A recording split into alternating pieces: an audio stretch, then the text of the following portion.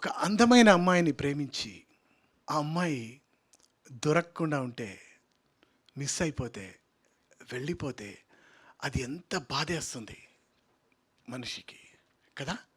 అంతగా ప్రేమించి ఆ ఏజ్లో అంతగా ప్రేమించి అంతగా కలిసి తిరిగి బైక్ మీద తిరిగి అలా చేసి హ్యాండ్ ఇచ్చి వెళ్ళిపోతే అందమైన అమ్మాయిని ఏమనాలి? అమ్మాయిని ఏమంటామంటే, గుండెకే గాయం చేసి నిండుగా నవ్వేస్తుంది, పుండుపై కారం చల్లి పువ్వులే చల్లేస్తుంది, మనసులో చోటిస్తున్నా మాటలే దాటేస్తుంది, పూటకో మాటను మార్చి మాటలే దాటేస్తుంది, గుండెకే గాయం చేసి.